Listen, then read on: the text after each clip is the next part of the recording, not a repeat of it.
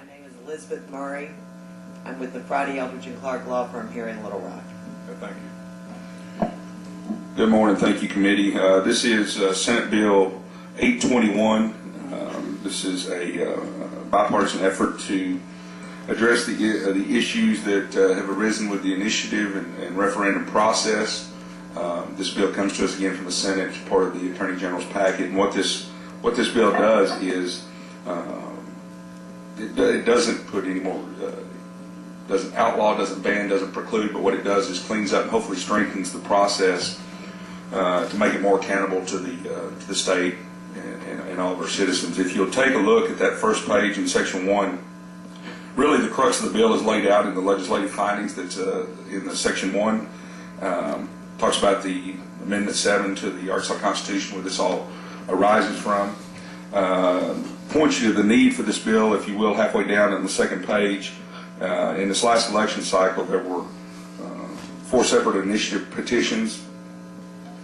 Of the, if you look about halfway down in number 5, it says of the 4 petitions submitted, none had initial validity rate in excess of 56%, and 3 had petitions that had initial validity rates below 31%. Further, there were widespread instances of fraud, forgery, and false statements in the signature gathering process. So hence the need for this bill to bring forward some remedy to that process to streamline it and make sure it's not abused going forward in the future. It's a pretty wide bill in that it's 20 pages longer than most of our bills. Deals with a lot of subjects. Be happy to go over those. Also be happy to answer any questions, but it basically lays out the process for going forward for review, for penalty, for sanction, and how we're going to cure these going forward. It doesn't. One of the rumors or one of the issues that I potentially had it talked about was that it was going to ban paid canvassers. It doesn't do that. What it does is it tightens that to say you can use those, but you do have to register. You do have to, and you can't pay by the signature or by the page. It's rather you have to notify and register with the Secretary of State that that's what you're going to do going forward, and make sure this process is streamlined so we don't have this type of activity going forward. Be happy to answer any questions. I have Ms. Murray again here, who's an expert in the hopefully in the field. Spent a lot of time with this. Again, a bipartisan bill. If you look at the sponsors, we have a cross section of our friends on both ends of the Capitol that bring forth this effort, and would be happy to answer any questions at this time. Question from committee. Representative Clemmer, recognized. Representative Vines, are you at all concerned about the requirement to make the people have training in Little Rock? How so, Representative? I mean that these petition gatherers have to come to Little Rock for this training. Not really, because typically what's happened, I think, and I'll leave this to Ms. Murray. She may want to chime in, but I don't think it's ever any burden when we're providing this training to streamline the process. And this is an important situation and duty that shouldn't be taken lightly. And I guess we could, if we had adequate funds, regionalize it or do it in every county. But I don't know that we have those type funds available on this directly. If I may follow up, is it for paid canvassers only that have to come for training? Representative Clemmer, the training only applies to the paid canvassers, and I don't believe this proposed legislation that it requires that it occur in Little Rock. The goal would be that it would be available. The State Board of Election is going to take care of the training. They train election people all over the state, and that it would be widespread and available in other areas. Now, they would probably hold larger classes here, but the training will be available.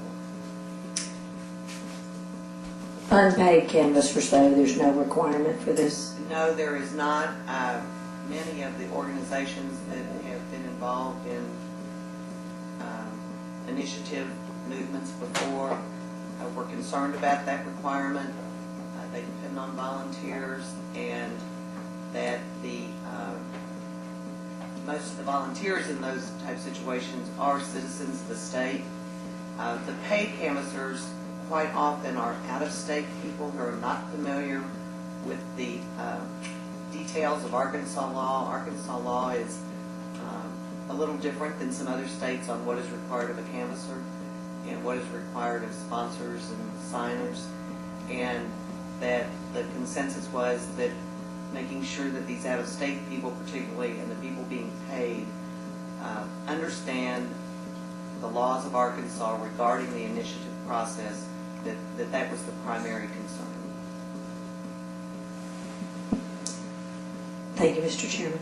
Representative Nichols.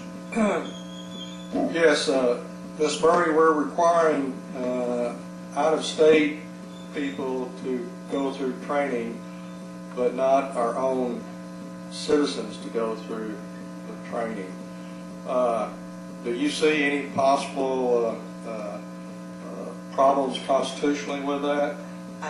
No, sir. Actually, a paid canvasser from in-state will also be required to go through the training. It is the paid classification that sets them apart, not just out of state. One of the motivations behind the training was because of so many paid out of state.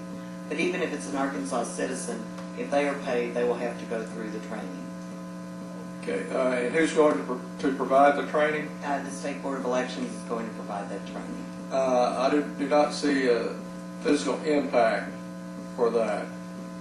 Did y'all not ask for that? We do, and we have it available. Mr. Wilson's prepared that for us, and we have it available. I believe it can be handed out. Okay, I'm glad I asked. I knew you would. Okay, I've been inundated with emails on this. Feel like we're taking away some the rights of our people to petition our government. And to be honest with you, I haven't read the entire bill, so I'm not ready to say that. But it has generated quite a bit of email chatter, at least toward me. In general, how does this impact the people's right to petition of government? I don't think it does. I think it streamlines and makes it more efficient. I think again, point to that first section of the bill where the last election cycle we had 4 initiatives that were presented, and there was just pretty rampant abuse of the system. I mean, it cost the state, Secretary of State's office, a tremendous amount of money, and at the end of the day, I'm not sure if any of those, I believe, correct me if I'm wrong, that one of them actually made it to the ballot. I don't see where there's got to be a balance there so that there's not just free shots taken. And I think what you saw there was some abuse of the system, and all we're trying to do now is to clean that abuse up and to streamline the process. I don't think it takes away anyone's right if they're doing it right and having good intentions. Do we have any prosecutions as a result of the last cycle? I don't believe so, and I think that's why we're attempting to address this now, so that in the future we can make sure that the proper measures are taken, proper measures of remedy, I should say. I agree with you. I think there's some issues with the petition gathering, but and it was so blatant that I thought that it was just charges should have been brought if they were not. And if they were not, I guess that'd be up to if they are or if they're not, it's up to the prosecuting attorney. Correct? I believe so, yes, sir. But 3 or 4 of those campaigns did not make it to the ballot, though, did they? And I think going forward under this with this bill, that the Secretary of State's office would be required to report these instances going forward to the proper authorities, which would be the prosecuting attorneys. Okay, thank you. Thank you, Representative Nichols. Representative Clemmer, you're recognized. Thank you for recognizing me again, Mr. Chairman. Representative Vines, you surely know by now that I feel pretty passionate about, as I think most people do, about our elections being conducted above board and fairly. I actually have a little bit of an issue that we're only charging someone who signs another person's name with a Class A misdemeanor. What kind of punishment can come along with that? Well, it's a fine, I believe, up to $1,000 and up to a year in jail. I think initially, I don't want to speak for him because he's not here, but I think initially the thought was to have harsher penalties, but I don't think I think Representative Williams has left the room, but with Act 570 and some other issues, we were compelled not to rise to that level on those felony charges. Well, probably more important that we get prosecutions at some level, and I agree with my colleague that the fact that there haven't been any, when we know that there was copying of names onto petitions, should be prosecuted. I have nothing else. Thank you. Thank you, Representative Clemmer. Representative Bell, you recognize? Thank you, Mr. Speaker. Representative Vines, clearly there were abuses last time, and I think we're all concerned about those. My concern with your bill actually is on whether we really need to create these additional barriers to someone actually going out and getting, obtaining the signatures and creating this new training requirement. It just looks to me like we'd be better off focusing on enhancing the reporting requirements like you're doing, and enhancing the ability of being able to prosecute the wrongdoers rather than increasing barriers to people who may be well-intentioned and wanting to get something on the ballot, whether paid or unpaid. It's just creating another barrier to citizen initiatives that I'm not sure is necessary. Just like to hear your reasoning behind those two components of this. You bet, absolutely, and I appreciate those comments and questions. I guess it boils down to this, and this may be too simplistic, but I try to live in a simple world because that's about all I can handle. It goes back to, and I'll paraphrase, but the old do right rule. If you're doing it right, I don't think this is going to be a problem for you. If you're, doing it right, following the rules, you have honest and good intentions to actually do something positive for our state, I don't think this will cause you any heartburn or headache. There are always hurdles and obstacles to jump through anytime you do something like this, and I think if you do it right and stay on the right path, I don't think that's any problem. Now, the people that are trying to be cute, trying to make political statements, trying to cut corners, I think, yeah, this is probably going to be burdensome and troublesome to them. But I think going forward, again, if you do it right and you follow, you have good intentions, I don't think this should be any obstacle for you. But again, that's my impression from this side, and I do always respect your insights. I guess my chief concern here is with regard to the training requirement. And it would appear that we could solve this on the side of people who are evildoers, dealing with them, as opposed to people who might not be evildoers, placing that extra hurdle on them. But I hope you can see where I'm going. I'm pretty much a limited government kind of guy, if that's not apparent to everybody, and this just looks like adding another layer of government in the middle of a process when we could simply prosecute these people. So I guess that's my concern. Sure, and I would agree with you, and I think this, hopefully, I think the intention was not to expand it. I don't think this is any way, I understand the training and that sort of thing, that concept, I would come across with that. But I think we should always take, when we're going to propose these initiatives or referendums or constitutional amendment, whatever it is, that we take the utmost care before we do expand government and make more and bigger and grow it, because I think we have a tendency sometimes to do that, and I think we ought to take the utmost protection and steps we can take to preserve the fact that these are precious documents and precious initiatives, and government doesn't need to be overstepping and broadened, and I think we take these, again, if you do right, you play by the rules, I think all the steps are there. So I see where you're coming from, and I respect it, and I understand where you're coming from on that. Thank you. I appreciate your answers, and I wish I were in a different position on your bill. Representative Nichols. And somebody in the room may know the answer to this question, but like if we pass an act, the people in Arkansas can nullify that through the referendum process. And I think it's 45 days, but I'm not sure about that. Does anybody know about the people taking one of our acts for a vote to whether to ratify it? It's 45 days they have to. I think so. I mean, I don't want to. Yeah, so that's 45 days, and so you got to make a decision within that period of time and rank everything up to get a petition gathering organization going, and adding these training requirements in there. I think I'm also aligning with Mr. Bell on this. I think it's putting an obstacle in the way of the people letting their voices be heard. So with that 45-day window is all you have to get all your signatures and everything. This could be a hurdle that would make it difficult to get those signatures. And if I could, I'll comment to that. Again, the training aspect is for if you are bringing in paid canvassers. If it's just a true referendum of the people, you don't have that requirement. Well, if I can follow up, the reality of petition gathering today is if you're depending upon volunteers, it ain't going to happen.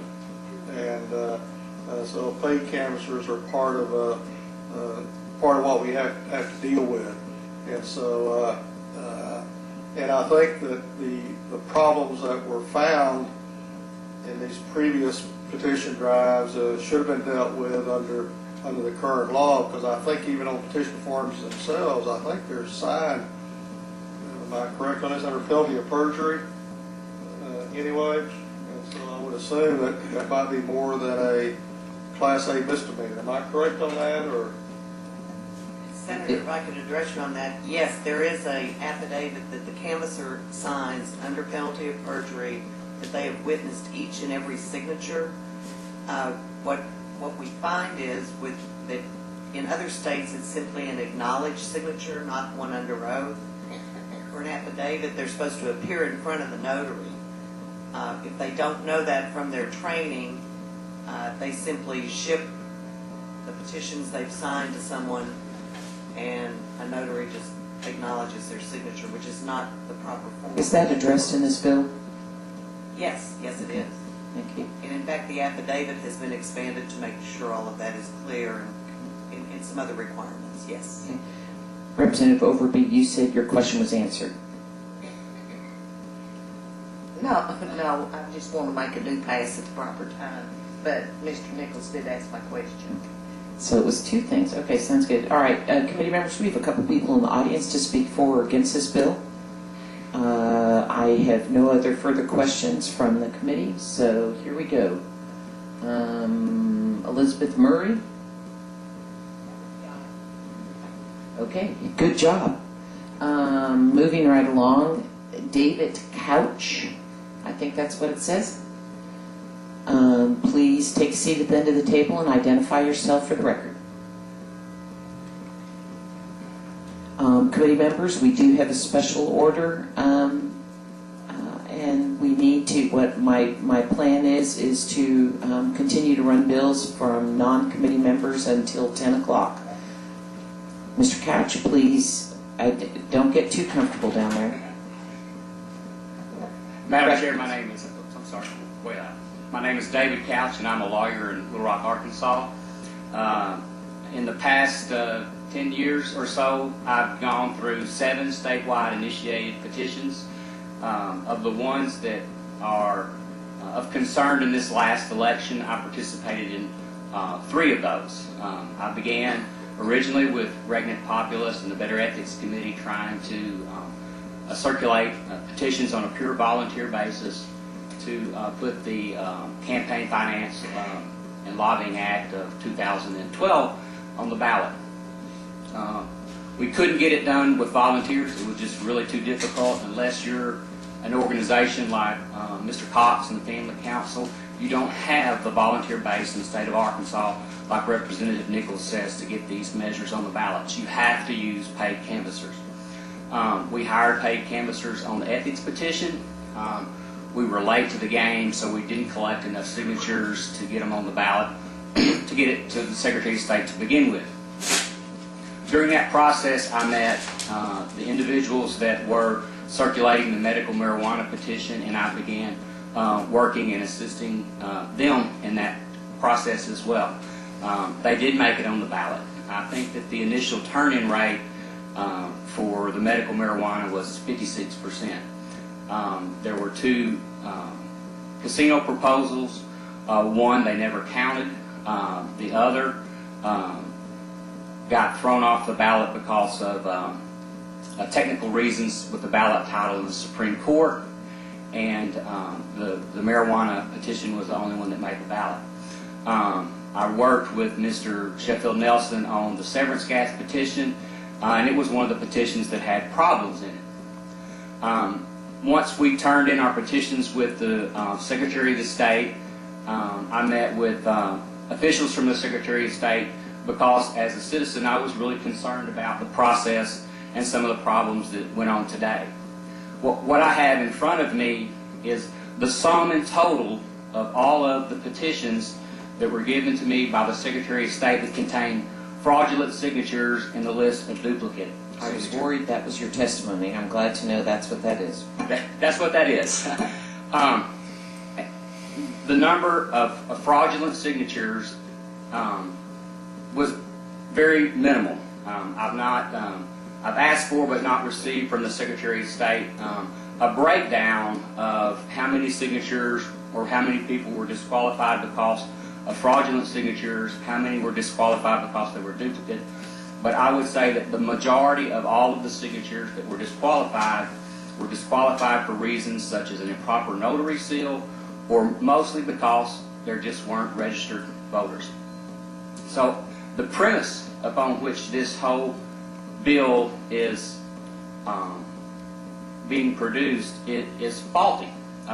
Sure, there were problems with some of the petitions, but they weren't with the out-of-state canvassers. They were with a lady who lived here in Little Rock who hired a bunch of people who didn't have any training, and they were the ones that caused all of the problems and all of the issues.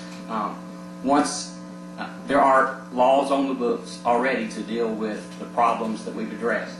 All of these duplicate signatures, all of the forgeries, I drafted a letter August 21, 2012, and hand-delivered it to Larry Jegley, the prosecuting attorney, and asked him to please prosecute these people because I knew they were abusing the process.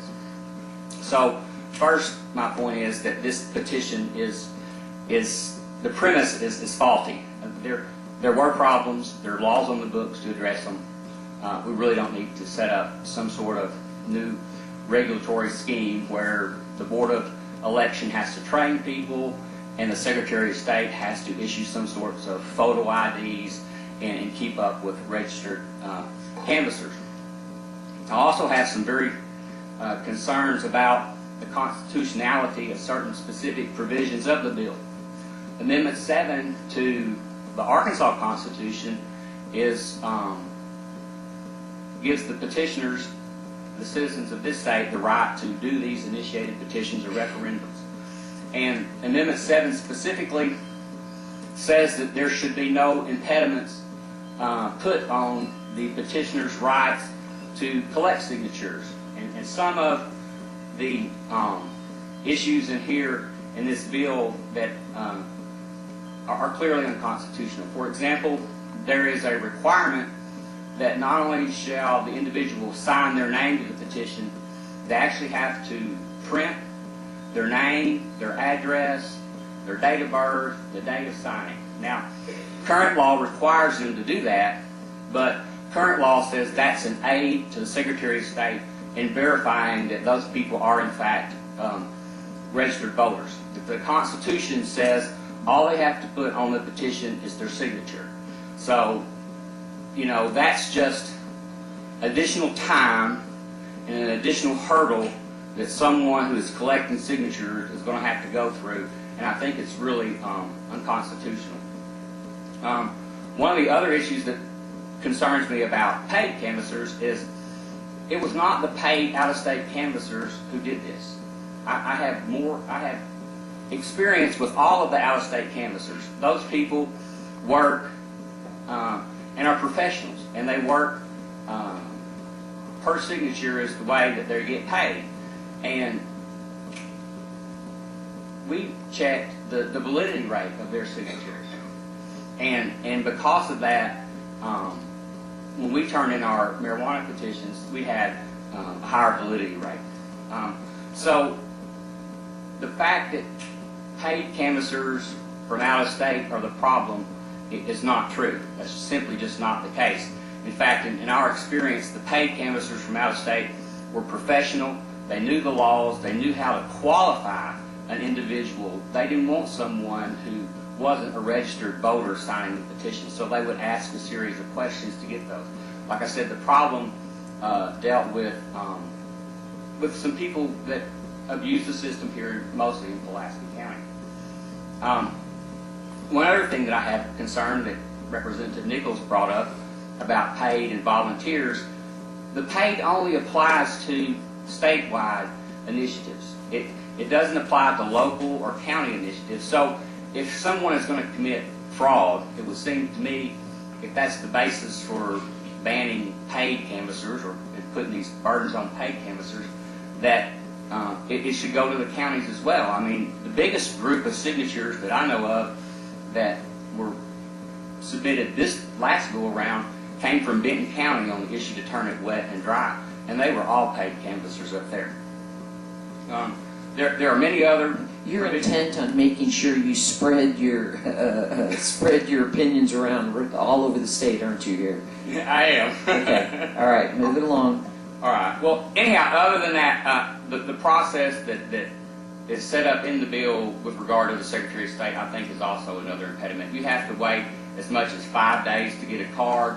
One of the things that has always been the way that it works in the state of Arkansas is once you turn in your original signatures to the Secretary of State, you can continue to collect petitions. This puts a freeze on that for 30 days. So if you are an organization that uses paid canvassers from out of state, they're going to leave. So I won't burden it too much, but there are a lot of problems with this bill that are clearly unconstitutional, and I'll pass to the next witness. Thank you very much, Mr. Couch.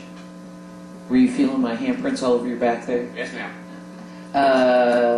Lots of experience with that in court. There you go. Let's see. Pardon me. I'm sorry. Representative Clemmer has a question for you. I just wanted to be clear. Yes, ma'am. Is it your testimony then that there's a reluctance to prosecute cases of election fraud? All I can say is that I turned into the Pulaski County prosecuting attorney myself every petition that was given to me by the Secretary of State, and they were clearly fraudulent. I mean, Ray Charles could see them. They were so obviously forgeries.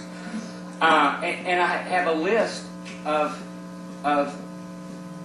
signatures that was a computer-generated sheet from the Secretary of State that listed the name and address of every person who signed a petition more than once. It was a registered voter, and some of them signed as many as 30 and 40 times.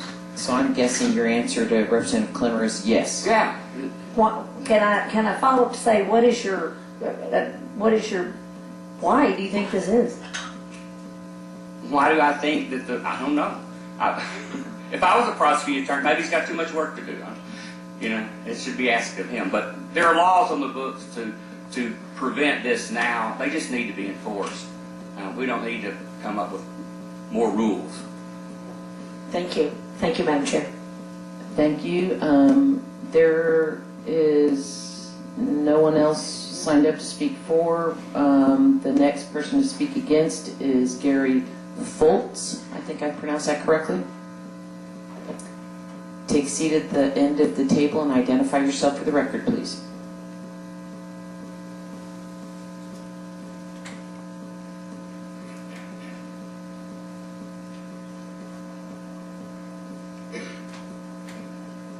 My name is Gary Foltz. I was the canvassing coordinator for the medical marijuana campaign in 2012, and I feel like I'm very qualified to answer any questions about the petitioning process that went in and what happened in 2012.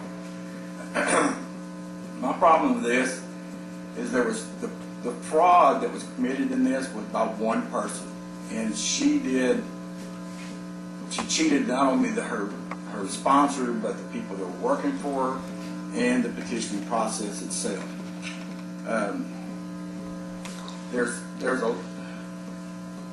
Most of the people she had working for her were street people, best way to describe them.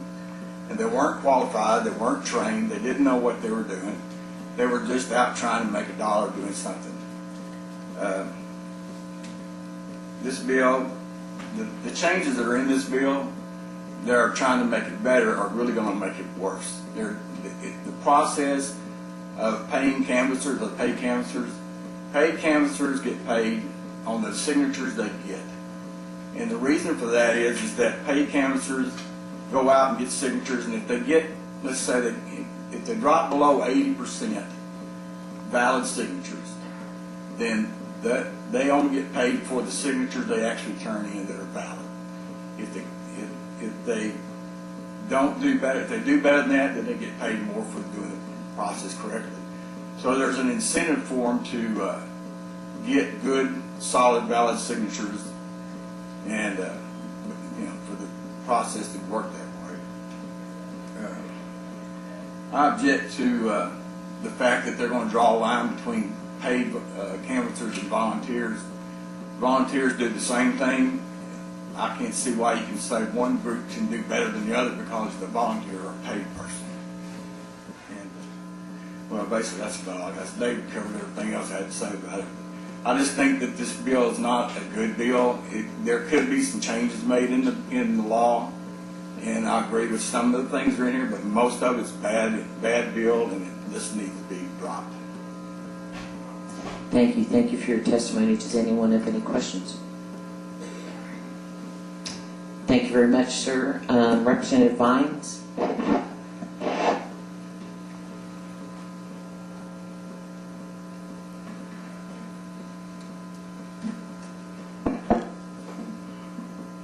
Yes, Madam Chair. In lieu of some of the issue of the training, I believe what we'd like to do is pull it down, look at that, and possibly come back and see you guys later this week, early next week, if that's possible and permission allowable by the committee. That will work out fine. Are there any objections from the committee? All right. Thank you so much. Appreciate the committee's time. Thank you.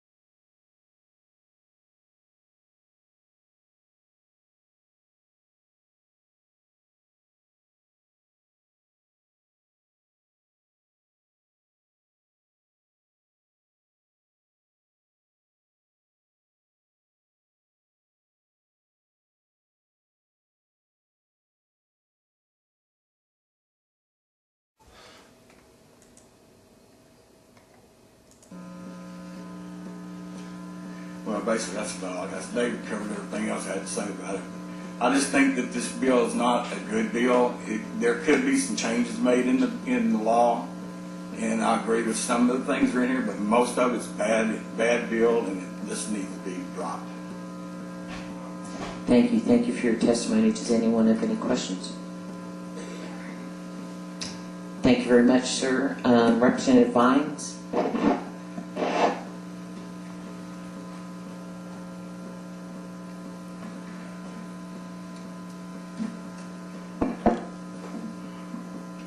Yes, Madam Chair. In lieu of some of the issue of the training, I believe what we'd like to do is pull it down, look at that, and possibly come back and see you guys later this week, early next week, if that's possible and permission allowable by the committee. That will work out fine. Are there any objections from the committee?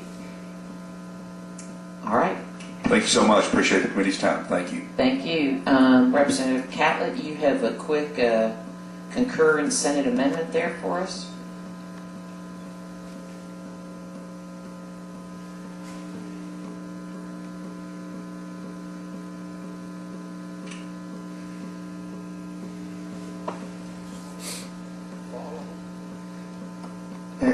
Trying to be in a hurry, Madam Chair. Members, what